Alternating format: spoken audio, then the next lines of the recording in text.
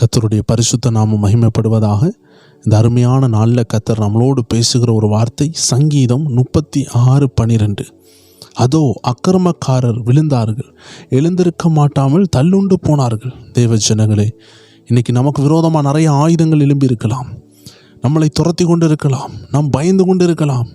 ஐயோ, அக்கிரமக்காரர்கள் எழுந்திருக்கிறார்களே, எங்களை துரத்துகிறார்களே என்று நீங்கள் யோசிக்கும் பொழுது வேதம் சொல்லுகிறது, அவர்களுடைய முடிவு எப்படி இருக்குதுன்னு பாருங்கள். அவர்கள் விழுவார்கள், எழுந்திருக்க மாட்டார்கள். வேதத்தில் ரொம்ப நாளாக இஸ்ரவேல் ஜனங்களை பயங்காட்டி கொண்டிருந்த ஒரு எதிரியாகிய கோலியாத் உண்டு.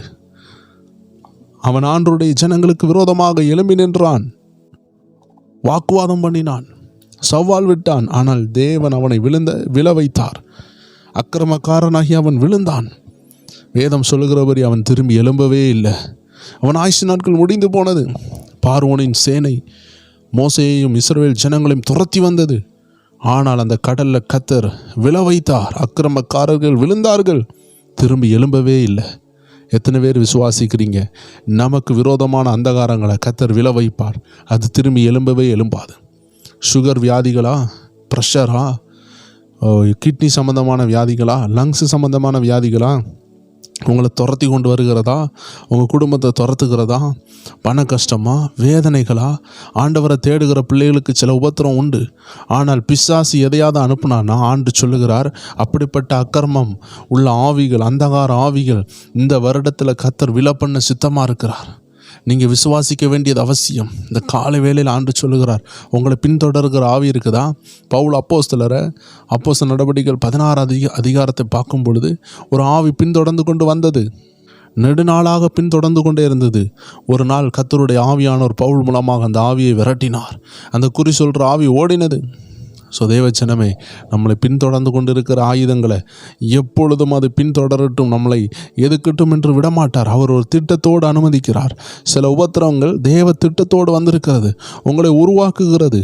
ஆனால் அது நீடித்த நாட்களாக இருக்காது. அடிக்கடி ஒரு வல்லமையான தேவமனிதன் சொல்லுகிறார், உங்கள் பிரச்சனைக்கு நீடித்த நாட்கள் கிடையாது, ஆனால் உங்களுக்கு நீடித்த நாட்கள் உண்டு. இதை விசுவாசிக்கிறவங்களுக்கு இது அப்படியே நடக்கும்.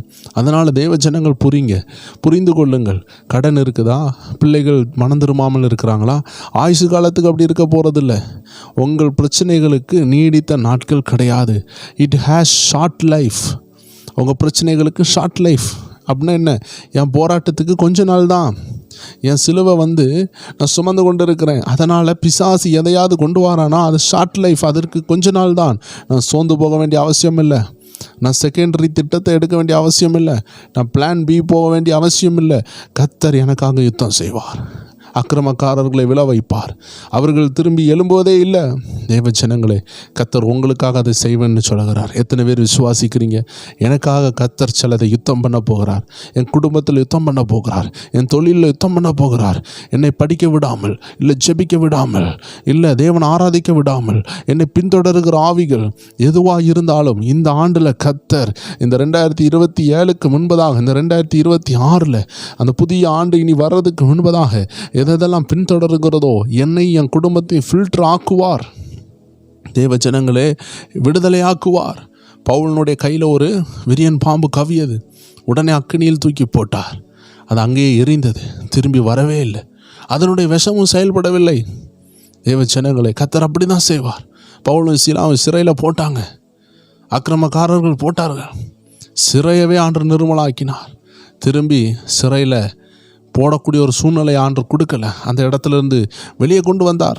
தேவ ஜனங்கள் புரிந்து கொள்ள வேண்டும், நமக்காக அவர் யுத்தம் பண்ணுவார், நம்ம ஜெயிப்போம், அதில் எந்த மாற்றமும் இல்லை. எல்லாரும் ஜெபிப்போமா? அன்பான ஆண்டவரே, இந்த அருமையான நாளில் நாங்கள் ஜெயிக்கிறதுக்கு அழைக்கப்பட்டிருக்கிறோம். தாங்கள் வெட்டின குழியில் அக்கிரமக்காரர்கள் தாங்களே விழுவார்கள்.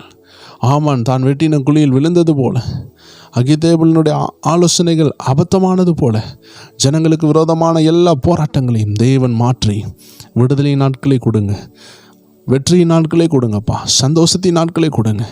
அநேகருடைய போராட்டங்கள் ஒரு விடுதலை நான் பார்க்குறேன். அநேகருக்கு முன்னேற முடியாத தடைகள் உடைகிறது. இந்த 2026 அநேகருக்கு முன்னேறுகிற ஆண்டு, அநேகரை ஆண்டவர் காயங்கட்டுகிற ஆண்டு. அநேகர் காயப்பட்டிருக்கிறீங்க. நான் நாவில் பார்க்கிறதை சொல்லுகிறேன். தேவ ஜனங்களே, இது ஒரு தீர்க்க தரிசன வார்த்தை. எருசலேமில் இருந்து எரிகோவுக்கு ஒரு மனுஷன் சென்றாராம். அப்படி போகும் வழியில் கள்ளர் கையில் அகப்பட்டான். அவனை திருடர்கள் குற்றுயிராய் விட்டு போனார்கள். ஆனால் அந்த இடத்துல ஒரு நல்ல சமாரியன் வருகிறான்.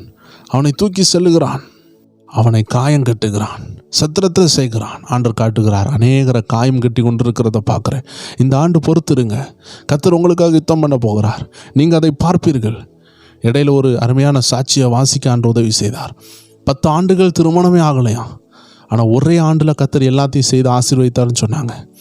அவங்களுடைய மகளுக்கு இப்படி ஒரு அற்புதம். தெய்வ ஜனங்களே, 10 ஆண்டுகள் காத்திருந்தாங்க தன்னுடைய பிள்ளையினுடைய திருமணத்திற்காக. தேடியும் கிடைக்கல. ஒரு வேளை ஒரு 25 வயசில் தேட தொடங்கினா 35 வயசு வரைக்கும் கிடைக்கலன்னு வச்சுக்கோங்களேன். ஆனால் ஆண்டவர் ஒரே வருஷத்தில் மாற்றிட்டார், அற்புதத்தை செஞ்சிட்டார்.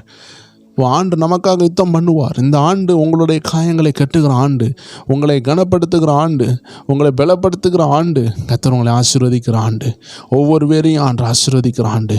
கர்த்தருடைய நாமத்திற்கு மகிமை உண்டாகட்டும். நன்றி அப்போ. ஒவ்வொரு பேரையும் பலப்படுத்துங்க. காத்திருக்கிறவங்க ஒவ்வொரு பேரையும் பலப்படுத்துங்க. காயங்களை ஆட்டுகிறதுக்காய் நன்றி. எலும்பி பிரகாசிக்க பண்ணுகிறதுக்காய் நன்றி. வெளியேறப்பெற்ற பொக்கிஷங்களை கொடுக்கறதுக்காக நன்றி. எல்லா துதிகான மகிமை உமக்கு ஆண்டவரே. இயேசு கிறிஸ்துவின் நாமத்தில் ஜெபிக்கிறோம் எங்கள் ஜீவனுள்ள நல்ல பிதாவே. ஆமேன், ஆமேன், ஆமேன். God bless you. கர்த்தருடைய நாமம் மகிமைப்படட்டும். ஒவ்வொரு தேவஜனங்களுக்கும் அன்பான வாழ்த்துக்கள். ப்ரேயர் டைம் குடும்பத்தார் எங்கே இருந்தாலும் கர்த்தர் உங்கள் கூட இருப்பாராக, பாதுகாப்பாராக, பலப்படுத்துவாராக. உங்களுக்காக நாங்கள் செபித்து கொண்டு இருக்கிறோம். தொடர்ந்து இன்று இரவு இருக்கிற அருமையான நிகழ்ச்சியில் பங்கேற்று கொள்ளுங்கள். 9 மணி அளவில் இரவு நடக்கிற அந்த அருமையான ஸ்பிரிச்சுவல் WF என்ற சேனலில் நடக்கிற அருமையான பதிவை பார்த்து பிரோஜனப்பட்டு கொள்ளுங்கள். கர்த்தர் உங்களை ஆசீர்வதிப்பார். நம்ம ப்ரேயர் டைம் வாட்ஸ்அப்பில் இணையாதவங்க இணைஞ்சு கொள்ளுங்கள். அதிகாலை ஜெபத்தில் இணைஞ்சு கொள்ளுங்கள். கர்த்தர் உங்களை ஆசீர்வதிப்பாராக. இன்று இரவு உங்களை சந்திக்கலாம். God bless you. ஆமேன்.